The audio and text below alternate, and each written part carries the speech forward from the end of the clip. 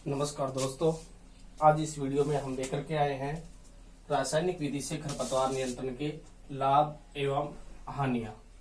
देखिए दोस्तों, रासायनिक विधि से क्या लाभ है और क्या हानियां हैं। जो रसायनों का हम प्रयोग करते हैं तो उनका हमारे खरपतवार नियंत्रण में कैसे लाभ की प्राप्ति होती है। तो रासायनिक विधि से खरपतवार नियंत्रण के लाभ, तो हम देखते हैं कि नंबर 1 कि वर्षा ऋतु में लगातार या 1 या 2 दिन के अंतराल से जो वर्षा होती है, तो वर्षा होने पर खेत में निराई गुड़ाई करना संभव नहीं होता है।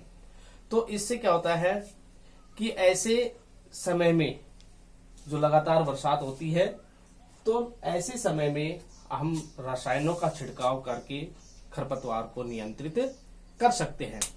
दूसरा है कि भौतिक या यांत्रिक विधि द्वारा, यानी कि भौतिक व यांत्रिक, ये 2 शब्द है।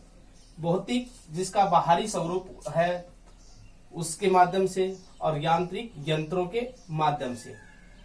तो इस भौतिक और यांत्रिक विधि से जो खरपतवार का नियंत्रण करते हैं, यह तभी संभव हो पाता है जब खरपतवार की 2 या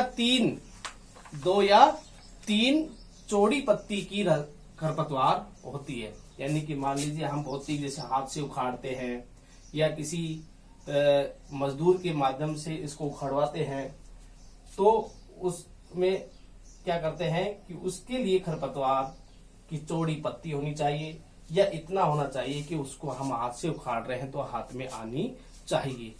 इसके अलावा यांत्रिक यंत्रों के द्वारा, कृषि जो यंत्र हैं, चाहे वो ट्रैक्टर चालित हो चाहे मनुष्य द्वारा चालित हो, तो उसके द्वारा जो खरपतवार निकाली जाती है, तो वो निकालना संभव हो तो ही कर सकते हैं। लेकिन इसके लाभ क्या है कि जो छोटी खरपतवार है उसको निकालना संभव नहीं होता है।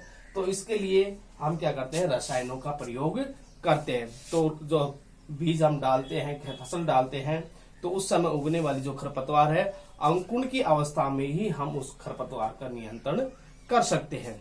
तीसरा है कि जो नकलची खरपतवार है या अनुकारी जो खरपतवार है, जैसे अनुसरण करने वाली जो खरपतवार कही जाती है अनुकारी होती है, और नकलची जो सेम होती है जिसका हम अंतर नहीं कर पाते हैं। तो ऐसी खरपतवार को हम भौतिक व यांत्रिक विधि से के द्वारा नहीं कर सकते हैं। तो उसके लिए हम क्या करते हैं कि ऐसी खरपतवार को, जो नकलची और अनुकारी जो खरपतवार होती है, तो उसके लिए रासायनिक विधि अपना करके हम खरपतवार का नियंत्रण कर सकते हैं। तो ये 3 लाभ है। चौथा है कि जो शाकनाशी है उसका हम बहुवर्षीय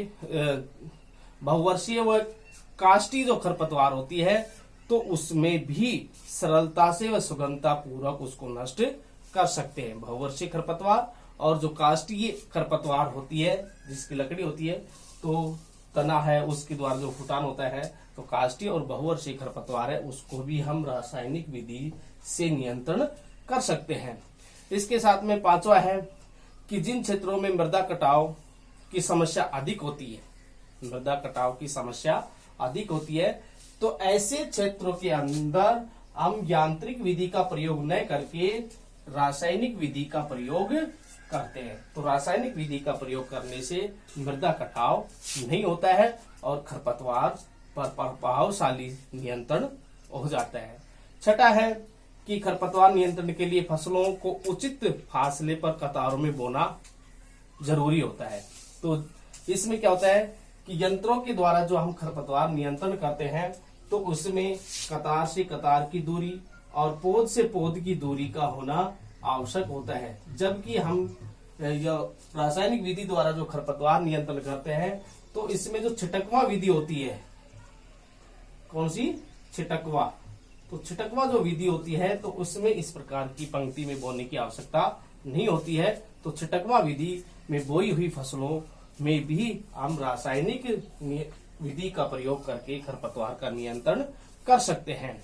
7वां है कि असमतल जो खेत होते हैं, तो उसके अंतर्गत असमतल खेतों में रासायनिक विधि से खरपतवार नियंत्रण यांत्रिक विधि की अपेक्षा रासायनिक विधि से करना सुगम होता है, सरल होता है। 8वां है कि रासायनिक खरपतवार नियंत्रण में फसलों की जड़ों को हानि नहीं होती है, कि भाई जो फसल की जड़ें हैं तो जो मुख्य फसल होती है उनकी जड़ों में हानि नहीं होती है, जबकि हम यंत्रों के द्वारा भौतिक विधि द्वारा हम अगर करेंगे तो इनके जड़ों को कटने का डर रहता है। तो इसलिए रासायनिक जो विधि होती है उसके द्वारा खरपतवार का जब हम नियंत्रण करते हैं तो जो मुख्य फसल होती है तो उनकी जड़ों को हानि नहीं पहुंचती है, जड़ें नहीं कटती है। जबकि रासायनिक विधि के द्वारा जब हम ये करते हैं इस तो फसल को फायदा होता है और खरपतवार नष्ट हो जाती है। तो इसमें निराई गुड़ाई के समय जड़ कटने का भय नहीं रहता है।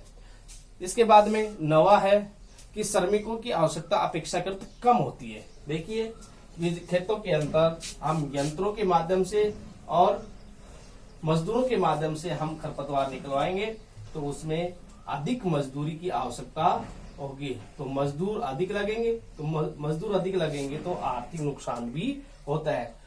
तो इसमें क्या करते हैं कि रासायनिक विधि से एक तो मजदूर कम लगते हैं, कम श्रमिकों की आवश्यकता होती है और कम समय में ही काम पूरा हो जाता है।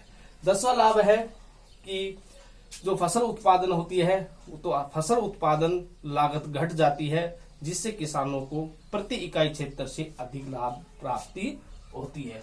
तो इस प्रकार से समय पर रहते हुए रासायनिक विधि का प्रयोग करके खेतों में उगने वाली जो खरपतवार है तो उस खरपतवार को हम कम कर सकते हैं और ये किसान को लाभ होता है। अब इसके साथ में दूसरा पॉइंट आता है इसी का कि रासायनिक विधि से खरपतवार नियंत्रण करते हैं तो उससे क्या हानियां होती है या इसकी क्या सीमाएं होती है। तो कौन कौन सी हानियां हो सकती है, तो देखिए नंबर 1 होता है कि किसानों को शाकनाशी जो रसायन होते हैं उसके प्रभाव और प्रयोग विधि की जो संबंधित जो जानकारी होती है यानी कि तकनीकी जानकारी का अभाव होता है।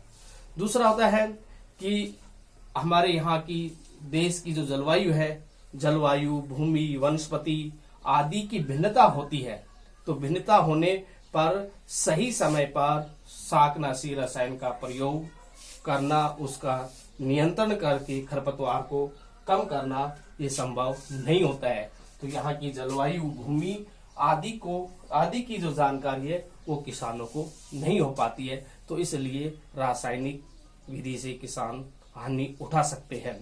तीसरा है किसानों द्वारा मिश्रित जो शस्य उत्पादन होता है तो अपनाने से भी इसमें बाधा आती है कि जो मिश्रित भाई करते हैं तो उसमें हम रसायनों का प्रयोग करेंगे तो इसमें समस्याएं आती है। 5वां है कि मृदा व जलवायु, मृदा व फसलों पर होने वाले जो दुष्प्रभाव है वो शाकनाशी रसायनों के प्रयोग में कमी आती है, यानी कि जो मृदा है और मृदा व फसल दोनों के ऊपर दुष्प्रभाव के कारण रासायनिक जो विधि है तो उससे हानि होती है, उसके रसायनों के प्रयोग में कमी आती है।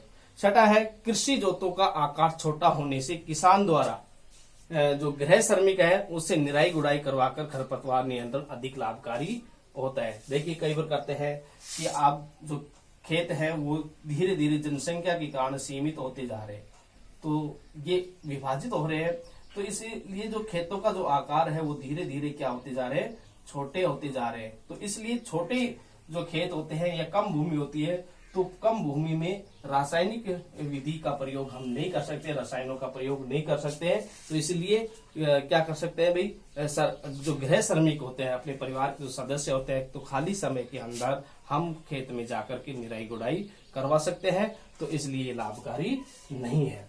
इसके बाद में आता है कि अगला कि रसायनों के गलत प्रयोग करने से या गलत प्रयोग करते समय कोई स्वचालित सूचक नहीं होता है।